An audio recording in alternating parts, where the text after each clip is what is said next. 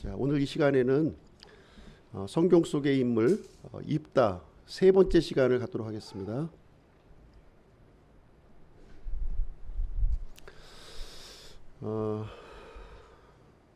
이스라엘의 사사 이야기를 함께 살펴보고 있는데요. 입다는 그 길앗 그 장로들의 요청을 받아들여서 전쟁에 출전을 했습니다. 그때 하나님의 영이 이제 임했고요. 하나님께서 입다와 함께 이렇게 해 주셨습니다. 그런데 이제 예전에 보면은 하나님께서 뭐라고 말씀하셨냐면 내가 이제 다시는 이스라엘 백성들을 구원해 주지 않겠다 이렇게 얘기를 한 거예요. 네. 그럼에도 불구하고 지금 이제 입다와 이제 이 암몬 자손과의 전쟁이 일어나니까 하나님께서 이 하나님의 영이 입다에게 임했다 이렇게 기록을 하고 있는 거죠. 사사기 10장 3절 한번 보겠습니다. 사사기 10장 3절. 10장 3절, 10장 13절 말씀 볼게요. 10장 13절. 여기에서 이제 하나님이 뭐라고 말씀하셨냐면 너희가 나를 버리고 다른 신들을 섬겼으니 그러므로 내가 다시는 너희를 건져내지 아니하리라 이렇게 하면서 하나님께서는 이스라엘 백성들이 이렇게 위험에 처한다 할지라도 다시는 너희들을 건져주지 않겠다 이렇게 얘기를 했습니다. 그런데 이제 막상 이제 그 지금 암몬과의 전쟁이 일어나니까 하나님께서는 하나님의 영을 입다에게 이렇게 부어 주시는 일을 이제 해 주셨다는 것이죠. 어떻게 보면 이제 하나님께서 자신의 뜻을 이렇게 꺾으시는 장면이 여기에 이제 기록이 되어 있는데 이것을 이제 어떻게 우리가 이제 보아야 하냐 하는 것이죠. 사실 이제 그 하나님께서 입다를 세우신 것이 아니라 이스라엘 백성들이 이제 입다를 이렇게 세운 것이죠. 사실은요. 예. 그래서 입다를 이제 추대해서 이제 그 이스라엘의 지도자로 이제 세웠고요. 사실 이스라엘의 지도자는 아니었고 이 길르앗 쪽에 길르앗 족속의 그 이제 그 지도자로 이제 세운 일이 되겠습니다. 그래서 이런 일을 가지고 하나님께서 자신의 뜻을 이제 꺾으실 이유가 있겠느냐 이제 우리가 생각을 해볼 필요가 있습니다. 그래서 우리가 여기서 이제 생각을 해볼 수 있는 것은 무엇이냐면 하나님께서는 자신이 하신 말씀에 이렇게 얽매이지 않으신다는 것을 우리는 생각을 해볼 수가 있는 거예요. 아버지의 사랑을 지금 이제 보여주고 있는 건데요. 이스라엘 백성들에게 사실 이제 그 하나님께서 우리를 사랑해 주시되 자신이 하신 이 약속조차도 번복하시면서까지 어떻게 보면 사람도 자신이 한 약속을 어기는 것은 자존심을 이렇게 상해할 정도로 이제 물리지 않는 것이 일반적인 예인데요. 하나님께서는 이스라엘 백성들을 사랑하시면서 심지어 자신이 하신 약속까지도 이렇게 번복하시는 분이시다 하는 것을 우리는 이 관점에서 우리는 하나님을 이해할 필요가 있는 것이죠. 예전에 이제 그 이스라엘 백성들이 이 금송아지 사건이 있었어요. 금송아지 사건. 금송아지 사건 때에 이제 모세가 이제 율법을 받기 위해서 이제 시내산으로 올라가 있는 중에 산 아래에서는 엄청난 일이 벌어진 거예요. 그래서 이제 금송아지를 만들어 놓고 거기서 이제 금송아지를 하나님이라고 부르면서 이렇게 또 먹고 놀고 춤추는 그런 일이 이제 벌어졌습니다. 그래서 하나님께서 그때 이제 어떻게 반응하셨냐면 대단히 진노하셨죠. 대단히 진노해서 내가 이제 이 이스라엘 백성들을 진멸시키겠다. 그러면서 이제 이 모세를 통해서 새로운 민족을 내가 세워가지고 이렇게 다시 시작하겠다 이렇게 말씀을 하셨어요. 그때 이제 모세가 그 하나님 앞에 간절히 이제 기도를 합니다. 어떻게 기도하냐면은 하나님, 아브라함과 이삭과 그 야곱에게 하셨던 그 약속을 기억해 주옵소서 이렇게 얘기하면서 지금 이스라엘 백성들을 이제 이 범죄한 이스라엘 백성들을 이렇게 구원해 달라고 이렇게 기도를 하게 됩니다. 그랬을 때 하나님께서 이 뜻을 돌이켜서 그때 뜻을 돌이켜서 진멸시키겠다고 하는 그 뜻을 돌이켜서 다시 이제 그 이스라엘 백성들을 살려주시는 이야기가 나오는데요. 오늘도 동일한 내용이에요. 동일한 이야기가 지금 이제 입다의 이야기를 통해서 우리에게 이제 들려주고 있습니다. 하나님은 우리의 죄를 보신다면 마땅히 진멸할 수밖에 없는 그런 상황이죠. 예. 그래서 우리가 끝까지 하나님을 향하여 이렇게 마음을 딱딱하게 하고 돌이키지 않는다면 하나님은 진멸하실 겁니다.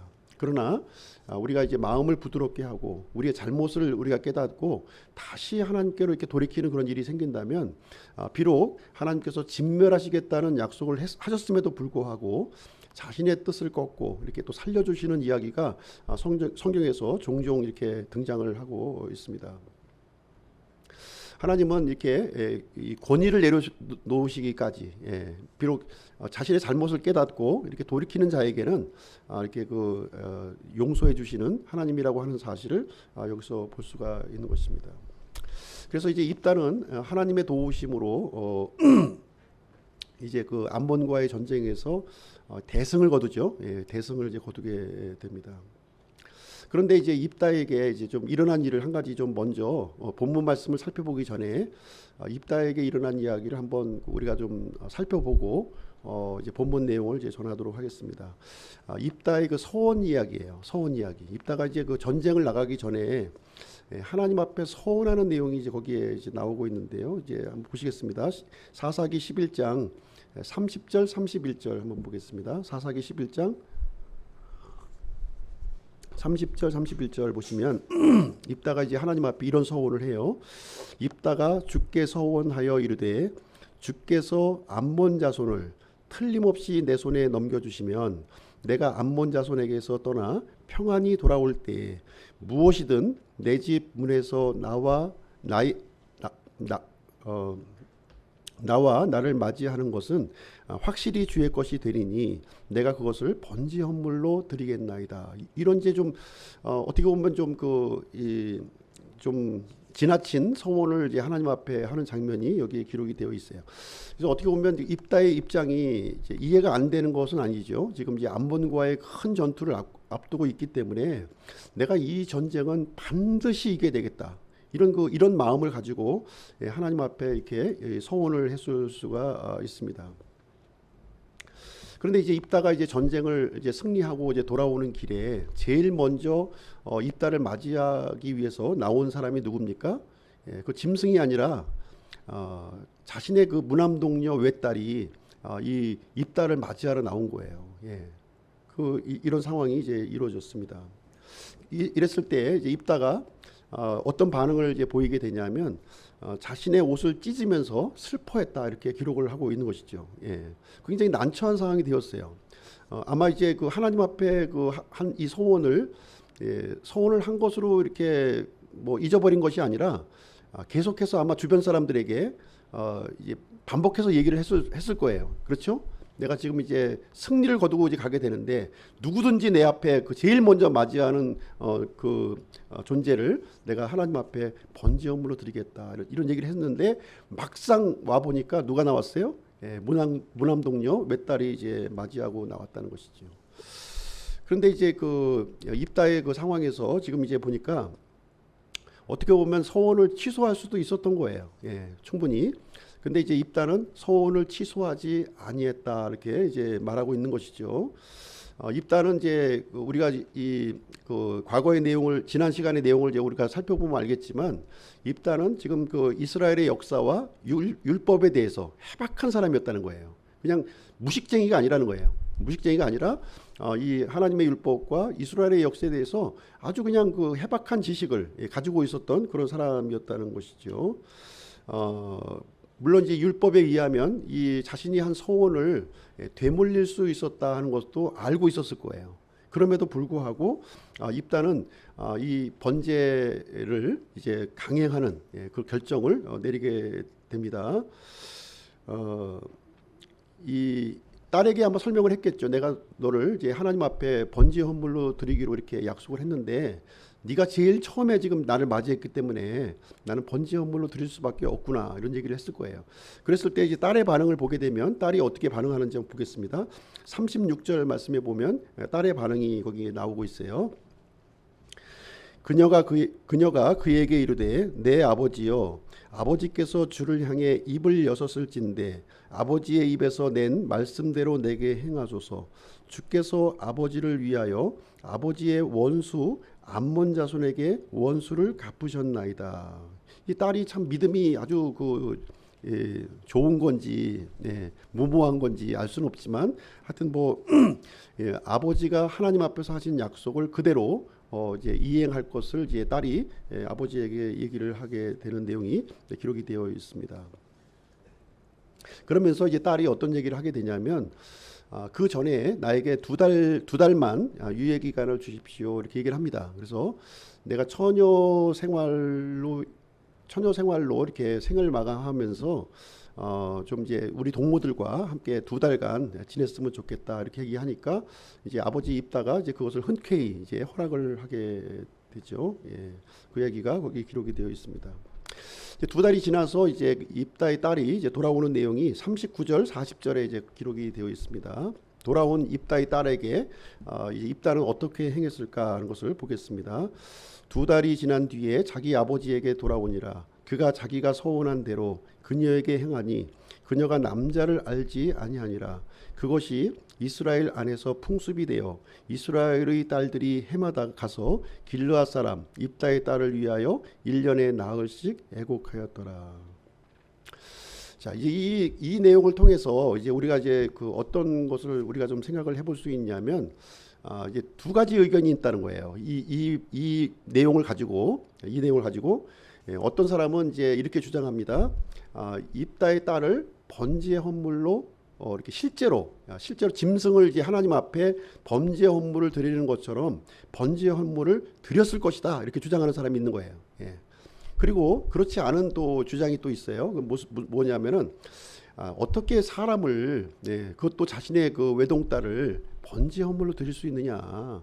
그것이 아니다. 이것은 하나님의 소유로 이렇게 드린 것이지 실제 그 짐승을 이렇게 그 번제 헌물을 드리듯이 자신의 딸은 드린 것이 아니다 이렇게 얘기를 하고 있는 것이죠. 이 성경 본문을 내용을 이제 보시게 되면 두 가지 내용이 다 들어가 있어요 여기에. 예. 그래서 이제 입다는 자신의 딸을 번제 헌물로 이렇게 드렸다는 이 명문화된 구절이 있어요. 그 근거가 되는 거죠. 또 다른 한편으로 보면 이제 그 입다의 딸이 죽었다는 말이 없다는 거예요. 죽었다는 말이 없이 그냥 처녀 생활로 생을 마감했다는 거죠. 처녀 생활로. 예.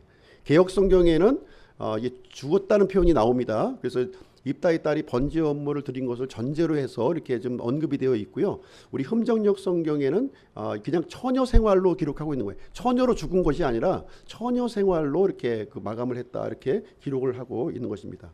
그래서 어쨌든 두 가지 의견이 이제 팽팽한 가운데 우리가 놓여 있습니다. 그래서 이 의견은 어떤 내용을 택하든지 관계가 없어요. 구원하고 이제 관계가 없는 부분이고요. 이 문제를 가지고 이제 싸울 문제는 아니다 이렇게 저는 생각을 하고 있습니다. 그럼에도 불구하고 일단 제 의견을 좀 이제 말씀을 드리도록 하겠습니다.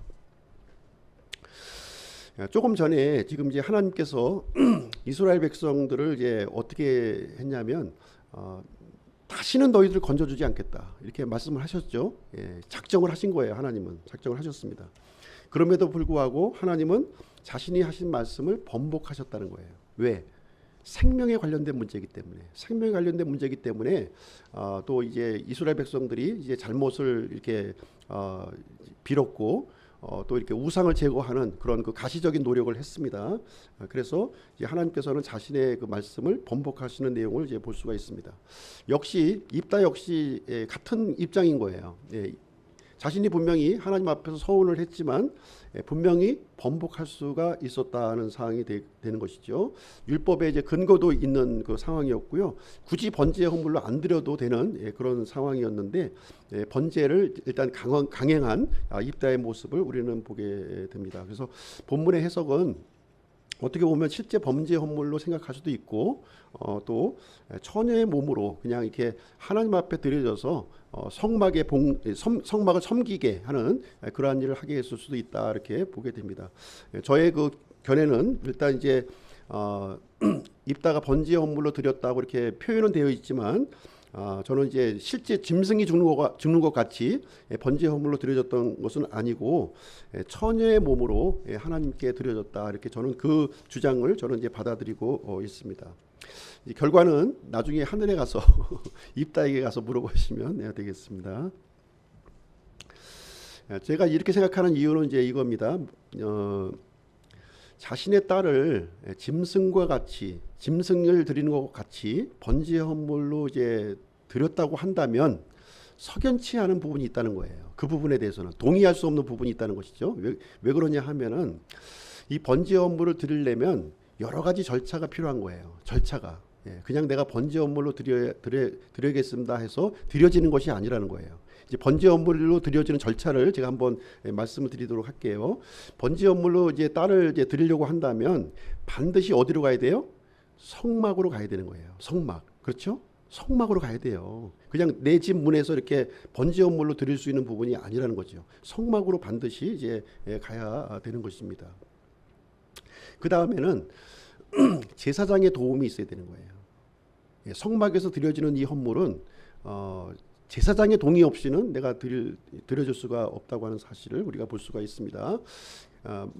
그리고 이제 이 짐승과 같이 번제 헌물을 드리기 위해서 어떻게 해야 되느냐, 어떤 과정을 겪어야 되냐면 먼저 이 안수를 해야 돼요. 안수를 해서 나의 죄를 이 안수 받는 그 대상에게 전가를 시켜야 되는 거죠. 전가. 그게 안수예요. 나의 죄를 이제 번제 헌물에게 전가를 시키는 일을 이제 진행하는 겁니다. 그 다음에 이제 어떻게 하게 되냐면 이 번제 헌물의 그 목을 따야 돼요. 목을 따서 그 피를 받아가지고 제사장에게 주는 거예요.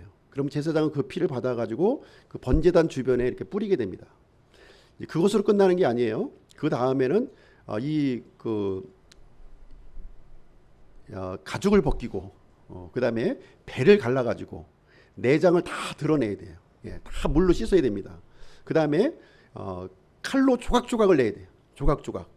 조각조각을 내서 조각조각 난 그 살덩어리를 지금 이제 또 번제단에 가서 불로 태우는 그 작업을 진행을 해야 되는. 과연 이 일이 가능할게? 내가 소원을 했다 하더라도 이 절차를 감당하는 것이 쉬운 일이 이제 아니다는 것을 우리는 이제 볼 수가 있습니다. 특히 율법에는 사람을 번제 헌물로 드릴 수 없게끔 되어 있어요. 소나 양이나 염소 비둘기 새끼들을 우리가 드릴 수 있게끔 되어 있지, 사람을 번제 헌물로 드리는 것은 율법에도 어긋나는 일이에요. 율법에도 어긋나는 일을 이제 입단은 강행해야 되는 거죠. 제사장의 반대도 이제 무릎 써야 되는 것이고, 율법도 어겨야 되는 것이고, 또 하나님께서 받으시지 않는 그 헌물이기 때문에 또 하나님도 대적해야 되는 그런 일을 해야만 했다, 이렇게 볼 수가 있는 것입니다. 입다의 경우는 하나님의 영이 이렇게 임한 사람이에요. 나름대로 믿음을 갖고 있었던 그런 사람이었는데, 자신이 그 서원을 했다고 해서 자신의 딸에게 짐승에게 하듯이 이런 헌물을 할 수 있겠느냐 하는 부분에 대해서는 동의하기가 굉장히 어렵다는 것을 이제 말씀을 드릴 수가 있겠습니다. 하나님께서 아브라함에게 이제 그 명령을 하셨죠. 이삭을 번제 헌물로 드리라, 이렇게 명령을 하셨어요. 그때 이제 아브라함은 이삭을 하나님 앞에 번제 헌물로 드리기 위해서 이제 하나님이 지정하신 그 산으로 이제 가서 이제 이 번제 헌물로 이제 드리기로 이렇게 결정을 했습니다. 칼을 내리치는 순간 어떻게 했습니까? 하나님께서 그 번제 헌물을 받으셨나요?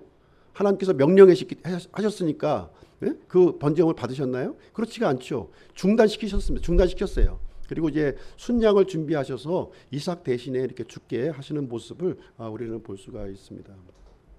그래서 또 어떤 사람은 이제 입다가 이렇게 그 옷을 찢고 이렇게 애곡을 했기 때문에 진짜 번제 헌물을 한 거지, 처녀로 이렇게 그 살았다고 해서 그것 때문에 옷까지 찢고 막 이렇게 했겠냐, 이렇게 얘기하는 사람들이 있어요. 물론 이제 그럴 수도 그런 것을 전혀 배제할 수는 저는 없다고 좀 보지만, 그러나 이제 이스라엘의 그 이런 그 어떤 그 이 풍습을 우리는 또 우리가 외면할 수는 없다는 거예요. 왜냐하면 이스라엘의 그 여인들 사이에는 어떤 그 마음을 가지고 있었냐면 메시아 사상을 품고 있었던 거예요. 메시아 사상. 이스라엘의 여인들이라면 이 메시아 사상을 그 마음속에 이제 품고 있었던 것입니다. 그래서 이제 아이를 낳는 것이 소망인 거예요. 아이를 낳지 않는 것이 큰 수치인 것이고요. 더군다나 이제 아이를 낳을 수 없는 가능성조차도 없어지는 이 처녀로 이렇게 그 평생 이렇게 살아야 된다고 하는 것은 참 큰 수치로 이렇게 생각을 했을 것이고요. 이 입다의 입장에서도 무남 동료가 참 이 결혼하지 아니하고 또 아이도 낳지 않은 상태에서 평생 지내야 된다는 사실에 아마 옷을 찢고 자신의 서원은 뒤물릴 수 없었지만 하나님 앞에 바쳐지는 그 일은 하지 않았을까 저는 이렇게 생각을 하고 있는 것이 되겠습니다. 물론 저의 주장에 대해서 이렇게 좀 이의를 가지고 있는 분들이 이제 있으리라고 생각을 합니다. 그렇지만 저는 이제 하나님의 성품을 저는 믿습니다. 하나님의 성품을 이제 믿고 있고요. 이렇게 그 생명을 중시하고 또 우리 사람들을 사랑하시는 그 하나님의 마음을 저는 믿고 있습니다. 이제 이 부분이 이제 지금 이제 그 입다의 서원에 관련된 이제 제 견해를 좀 말씀드렸고요. 오늘 제 본문 말씀 이어서 진행하도록 하겠습니다. 13장 1절 말씀을 한번 보시도록 하겠습니다. 13장 1절 12장 1절이죠. 12장 1절 보겠습니다. 이제 전쟁에서 승리한 그 입다에게 이제 불청객이 찾아오는 이야기가 이제 이어지고 있는데요. 보겠습니다. 1절 말씀 읽어드릴게요. 에브라임 사람들이 함께 모여 북쪽으로 가서 입다에게 이르되 내가 암몬 자손과 싸우러 건너갈 때에 어찌하여 우리를 불러 너와 함께 가게 하지 아니하였느냐. 우리가 너와 네 집을 불태우리라 하매. 자, 여기 이제 1절 말씀을 이제 보시기 전에 한 가지 이해할 것은 뭐냐면 요르단강을 중심으로 해서 요르단강 오른쪽이 동편이고 요르단강 왼쪽이 서편이에요. 그렇죠? 지중해가 있는 쪽이 서편이고 이런 광야 쪽이 있는 지역이 이제 그 동쪽 편이 이제 되겠는데 이스라엘 백성들이 이제 가나안 땅에 들어와서 이제 땅을 분배를 받을 때 요르단강 오른쪽 동편 지역에는 두 지파 반이 땅을 분배를 받은 거예요. 그리고 요르단강 이 서쪽 이 가나안 땅 쪽에는 9지파 반이 상속유업으로 이제 땅을 분배를 받게 되었습니다. 그때 이제 이 반지파가 있는 거예요. 반지파. 므낫세 지파의 경우에는 반쪽은 이제 그 요르단강을 중심으로 이렇게 가나안 땅에도 이렇게 땅을 차지했고, 그 다음에 그 오른쪽 동편 지역에도 므낫세 반지파가 이렇게 차지를 한 거예요. 그래서 유일하게 12지파 중에서 므낫세 지파만 이제 반지파. 그래서 이제 그 요르단강을 중심으로 양쪽에 땅을 이제 분배를 받았다 이렇게 보면 되겠고요. 지금 이제 에브라임 지파라고 하는 것은 이제 요르단 가나안 땅에 있는 그 이제 큰 지파예요. 그 지파가 지금 므낫세 지파 지금 이제 그러니까 이제 동쪽 편에 있는 므낫세 지파를 찾아온 거예요. 지금 왜냐하면은 지금 이제 그 이 입다가 므낫세 지파에 속해 있기 때문에 그래요. 므낫세 지파 중에서도 동쪽 편에 이렇게 그 거주하고 있었던 그 므낫세 반지파에 소속돼 있었고, 그 중에서도 어느 집안이었냐면 길르앗 집안이라는 거예요. 길르앗 므낫세 지파 안에 있는 길르앗 집안의 그 사람이 바로 입다가 이제 있었다고 하는 것이죠. 그래서 입다가 길르앗의 통치자로서 이제 그 암몬과의 싸움에서 승리를 거둔 거예요. 그러니까 이제 어떻게 된 거예요? 그 에브라임 지파의 사람들이 요르단강을 건너서 지금 이제 입다에게까지 찾아오는 이야기가 지금 여기 기록이 되어 있는 거예요. 찾아온 거예요. 지금 찾아와서 무슨 얘기를 하고 있냐면 내가 암몬 자손과 싸우러 건너갈 때에 어찌하여 우리를 부르지 아니했는가 하는 거예요. 왜 우리를 불러서 우리한테 좀 도움을 요청하지 왜 그 너 혼자 이렇게 싸웠느냐, 지금 이 얘기를 해주고 있는 상황이 되겠습니다. 그러면서 지금 하는 말이 지금 무슨 얘기를 하냐면 우리가 너와 네 집을 불태우리라. 네가 우리를 안 불렀기 때문에 지금 우리는 그 전쟁의 이 공로를 세우지 못했다는 거예요. 그렇죠? 그러니까 너는 너와 너희 집을 우리가 다 불태워 죽이겠다, 지금 이 얘기를 해주고 있는 거예요. 지금 에브라임 지파와 므낫세 지파는 지금 이제 그 형제 지파예요. 형제 지파. 그것도 이스라엘의 12지파가 다 형제지만 그 중에서도 에브라임 지파와 므낫세 지파는 또 형제라는 거예요. 요셉의 두 아들이 에브라임과 므낫세잖아요. 그래서 너무나도 가까운 이 집안인 거죠. 가까운 집안임에도 불구하고 지금 이제 그 에브라임이 이제 그 찾아와서 이제 그 입다에게 하는 말이 지금 왜 네가 전쟁을 나갈 때 우리를 부르지 않았느냐? 우리 공로를 못 세우게 이렇게 너희들이 막았느냐? 그러면서 너와 네 집을 내가 불태워버리겠다. 지금 이 얘기를 해주고 있는 거예요. 이런 상황에서 과연 입다가 이제 어떻게 반응하는지 그 이야기가 이제 이어지는 것입니다. 2절 3절 한번 볼게요. 2절 3절. 그가 그들에게 이제 입다가 얘기하는 거예요. 입다가 그들에게 이르되 내가 이제 행한 일이 너희가 이 얘기를 하기 전에 이제 그 한번 저기를 말씀드리겠습니다. 이 얘기를 하기 전에 이런 비슷한 사건이 예전에 한번 있었던 거예요. 기드온 시대에 이제 있었어요. 기드온 시대에도 기드온이 300명의 군사를 데리고 미디안 족속을 다 쳐부셨잖아요. 그러니까 이제 그 또 에브라임 사람들이 또 찾아와 가지고 그때 이렇게 동일한 얘기를 한 거예요. 왜 우리를 부르지 않았느냐? 왜 부르지 않았느냐? 왜 공을 세우지 못하게 했느냐? 이렇게 했을 때 그때 이제 기드온은 어떻게 대우했냐면 굉장히 너그럽게 대한 거예요. 이 에브라임 사람들이 막 이렇게 막 그 어떻게 보면 이제 막 12조로 이렇게 막 그 이제 나왔을 때 기드온은 어떻게 이제 반응했냐면 좀 너그럽게 좀 이제 이 분노를 이제 누그러뜨리면서 이렇게 반응을 했는데요. 사사기 6장으로 한번 가서 보실게요. 사사기 8장을 한번 보겠습니다. 사사기 8장 2절 3절을 한번 볼게요.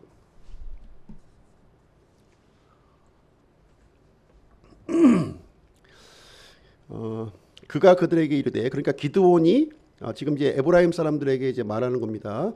내가 이제 행한 일이 너희가 행한 것과 비교가 되겠느냐?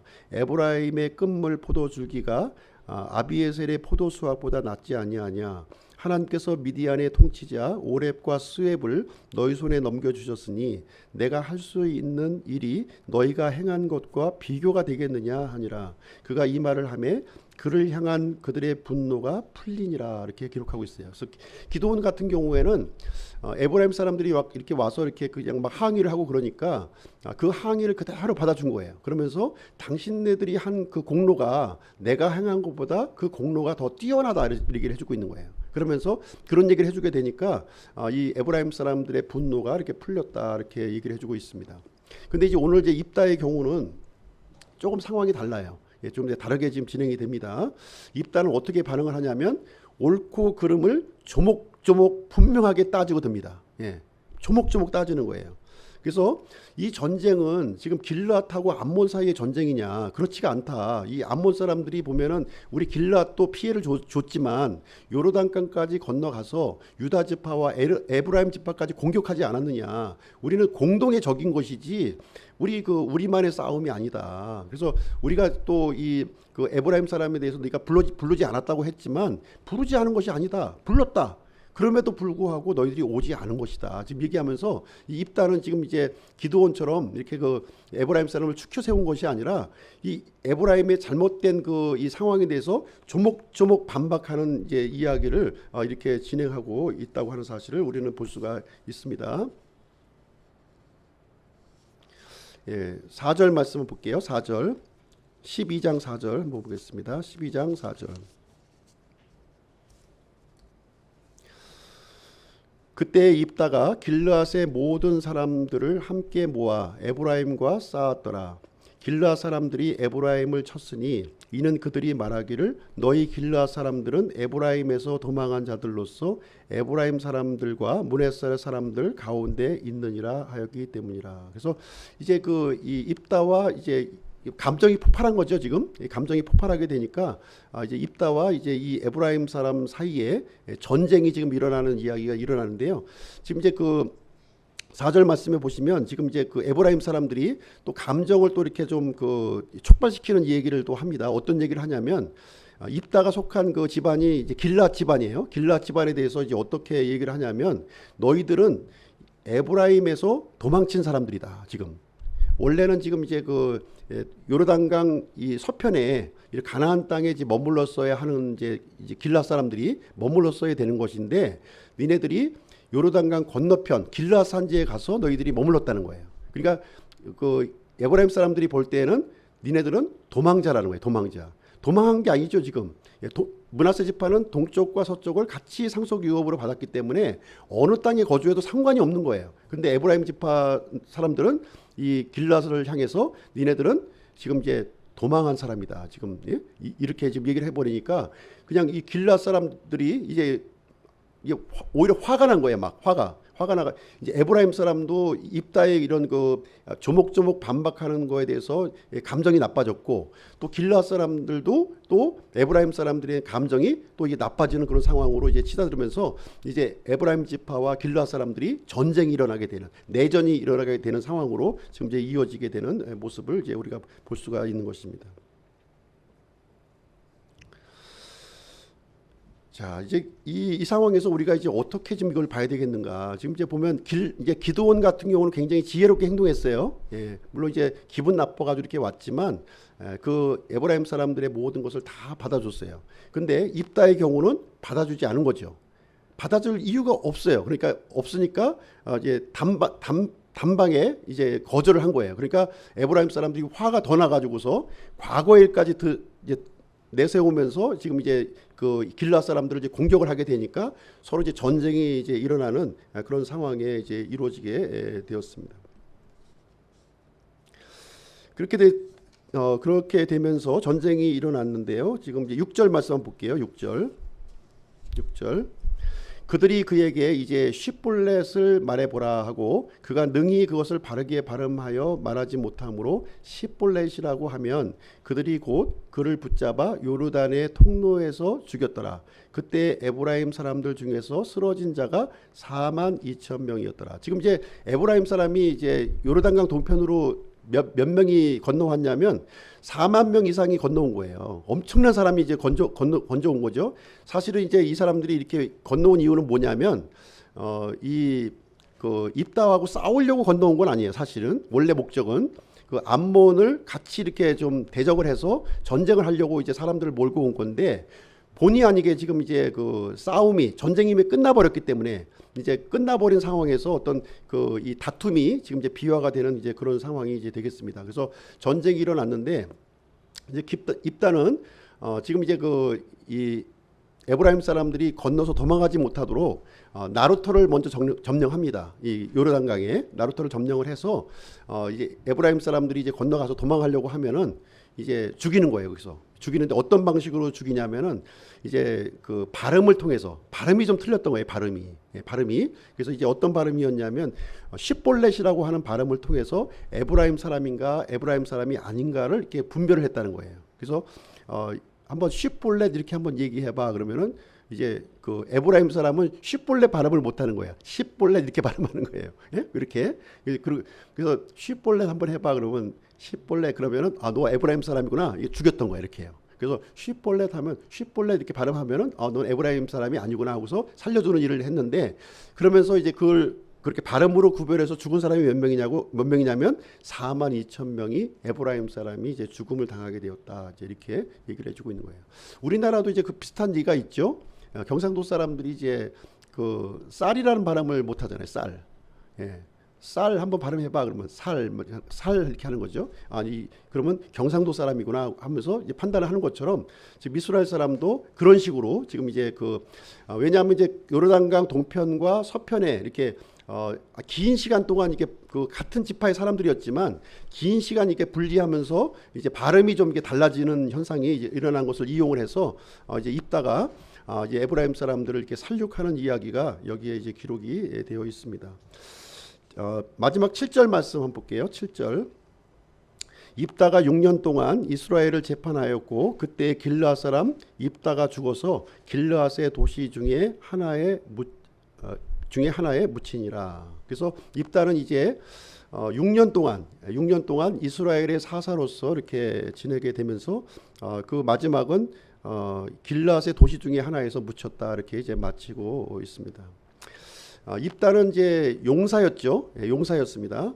그렇지만 신분이 이제 그 창녀의 아들이었고 서자 출신의 그 신분이었어요. 그래서 집안에서 내쫓겼고 길르앗 집안에서조차도 지금 이제 내몰렸던 그 인물이 이제 입다였습니다.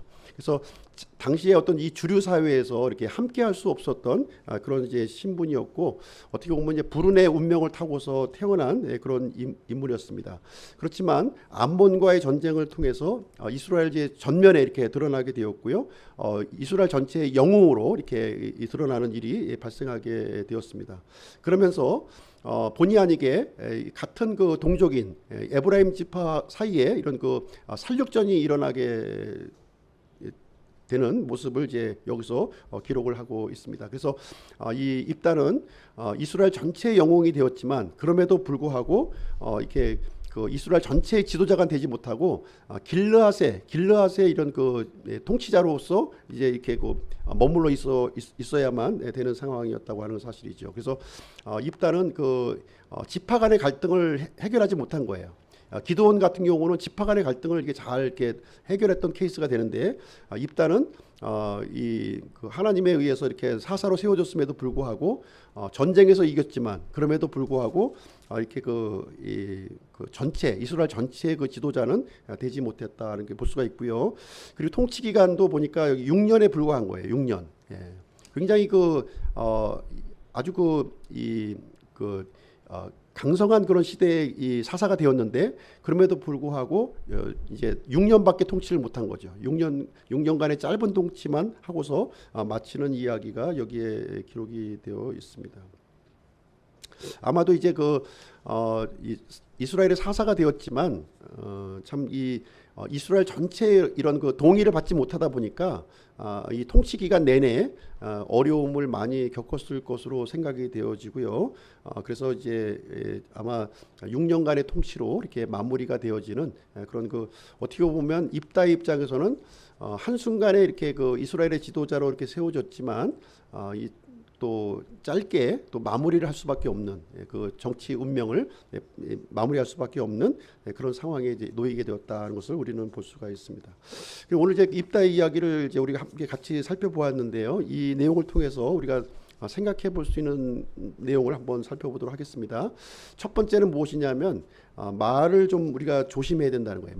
우리가 말을 굉장히 조심해야 되겠다는 이 단순한 몇 가지 이런 말 때문에 이 지파 간의 전쟁으로 이렇게 되었고 다시 돌이킬 수 없는 므낫세와 이 에브라임 지파 사이에는 다시 돌이킬 수 없는 건널 수 없는 강을 이제 건너게 되는 모습을 우리는 이제 보게 됩니다. 그래서 말을 절제하지 못했을 때 이렇게 큰 화를 당하게 되는 모습을 우리는 볼 수가 있습니다. 그리고 에브라임 지파의 경우에 있어서도 항상 이 장자 지파라고 하는 그런 것만 내세우면서 이렇게 상당히 교만했던 모습을 우리는 보게 되는 거예요. 교만했던 상대방을 이제 무시하는 그런 말을 이제 많이 했고요. 그것 때문에 이제 어떻게 보면 이렇게 좀 이 피해를 많이 이제 입게 되는 그런 케이스를 우리는 이제 보게 됩니다. 그래서 이 에브라임 지파의 경우는 이제 나중에 북이스라엘의 이런 대표 지파가 되었지만 북이스라엘과 함께 이렇게 멸망하는 그런 불운을 또 이렇게 맞이하게 되는 모습을 보게 됩니다. 또 한 가지는요, 이제 입다의 경우에서 우리가 좀 배워야 될 점은 무엇이냐면 상대방에 대한 이 배려하는 마음이 없었다는 거예요. 이 기드온은 상대방을 좀 배려하는 마음이 있었어요. 근데 이 입다의 경우는 옳고 그름에 대해서는 분명하게 따졌지만 상대방을 이렇게 배려하고 포용하는 마음은 이제 부족했다는 것을 우리는 이제 볼 수가 있습니다. 근데 우리 주변에는 항상 이렇게 에브라임 사람과 같은 그런 부류들이 늘 존재하는 거예요. 이렇게 늘 존재합니다. 그래서 정작 필요할 때는 나타나지 않고 있다가 일이 잘 될 것 같으면 그때 슬쩍 나타나서 어떤 공로를 취득하려고 하는 사람들이 이렇게 우리 주변에 있음을 우리는 보게 됩니다. 이러할 때 과연 우리는 어떻게 그 사람들을 대해야 될 것이냐? 기드온과 같이 이 사람들을 이렇게 포용하고 이렇게 받아들여야 될 것이냐? 아니면 입다와 같이 이렇게 옳고 그름을 따져서 내쫓아 버리고 이렇게 또 서로 이게 다시는 이렇게 볼 수 없는 그런 싸움을 우리가 해야 될 것이냐 하는 것은 우리가 판단해 볼 필요가 있다는 것이죠. 그래서 입다의 이런 이 배려 없는 그런 마음보다는 기드온과 같이 상대방을 배려하는 마음이 필요하다는 것을 우리는 볼 수가 있습니다. 그래서 기드온도 이렇게 사실 이제 완벽하진 않았지만 그래도 40년 동안 이스라엘을 통치한 거예요. 지파 간의 이 갈등들을 원만하게 이렇게 좀 수습하면서 이렇게 지냈고요. 반면에 입다의 경우는 이렇게 그 옳고 그름을 너무 이제 앞세우다 보니까 지파 간의 갈등을 이렇게 잘 수습하지 못했고 그 통치 기간도 6년으로 이제 끝나버리는 그런 모습을 우리는 볼 수가 있습니다. 그래서 좀 이렇게 좀 우리가 상대방을 배려하는 마음이 좀 필요하지 않는가 하는 것들을 한번 좀 생각을 해볼 수가 있고요. 사사 입다의 경우의 예를 통해서도 보듯이 이 완전하고 이렇게 영원한 사사는 없다는 것이죠. 영원한 사사는 없다는 거예요. 그래서 비록 그 입다가 암몬을 대상으로 이렇게 그 대승을 거두었지만 어떤 면에서는 결함을 또 많이 갖고 있었던 모습을 우리는 이제 보게 되는 것입니다. 그래서 불완전한 이 사사의 모습을 통해서 우리는 영원한 사사이신 우리 예수 그리스도를 우리가 소망해야 될 줄로 생각을 합니다. 그래서 우리가 이제 옳고 그름도 중요하지만 사실 이제 적절함의 부분도 우리가 이제 고려를 해야 된다고 하는 사실을 입다의 예를 통해서 우리에게 가르쳐 주고 있습니다. 우리 신약 성경 한 구절 보고서 마치도록 하겠습니다. 고린도전서 10장 말씀 한번 보겠습니다.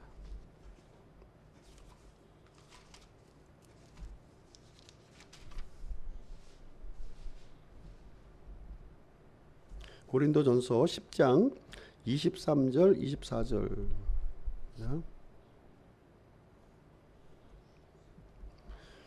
신약성경 257페이지고요. 고린도전서 10장 23절 24절. 모든 것이 나를 위해 적법하나 모든 것이 적절하지는 아니하며 모든 것이 나를 위해 적법하나 모든 것이 세워주지는 아니하나니 아무도 자기 것을 구하지 말고 각각 다른 사람이 잘 되기를 구하라. 그래서 여기 이제 보시면 이제 우리가 적법한 거는 매우 중요한 거죠. 우리가 적법하게 당연히 살아야 되는데 한 가지를 더 고려해야 된다는 거예요. 뭘 고려해야 돼요? 적절하냐, 다른 사람을 세워주는 일이냐. 이것을 한번 우리가 이 사람들과의 관계에서 유념하게 생각해야 될 부분이라는 거예요. 특히 이제 우리가 이제 교회 안에서 이렇게 그 성도들 간의 관계를 갖고 우리가 지낼 때 옳고 그름만 우리가 생각을 한다면 같이 할 사람 아무도 없어요. 그렇잖아요. 성격도 틀리고 모든 배경이 다 틀리기 때문에 같이 할 사람 아무도 없는 거예요. 그러나 우리가 옳고 그름은 우리가 진리에 대해서는 옳고 그름을 따져야 되겠지만 우리가 사람들과의 관계에서는 가장 중요한 요소가 뭐냐? 옳고 그름보다는 적절함이 더 중요하다는 거예요. 적절함. 그리고 다른 사람을 세워주는 것, 이것이 굉장히 중요하다는 것을 보여주고 있어요. 그래서 입다와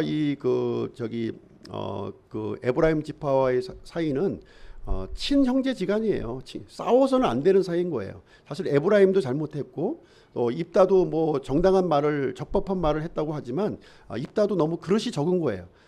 최소한도 암몬과의 전투에서 이렇게 승리했다면 이 에브라임 지파를 이렇게 품을 수 있는 큰 그릇을 우리가 소유해야 되는 것인데 그릇이 너무 작았다는 거예요. 그릇이 너무 작다 보니까 에브라임을 품을 수 있는 그릇이 못 되었다. 그래서 결국은 이제 6년밖에 통치를 하지 못하고 어떤 지파 간의 갈등에 시달려서 이렇게 조기에 또 죽게 되는 이야기가 여기에 기록이 되어 있습니다. 그래서 우리가 삶 가운데 옳고 그름의 이 진리는 적절함의 균형을 가질 필요가 있다는 것을 이제 말씀을 드리고요.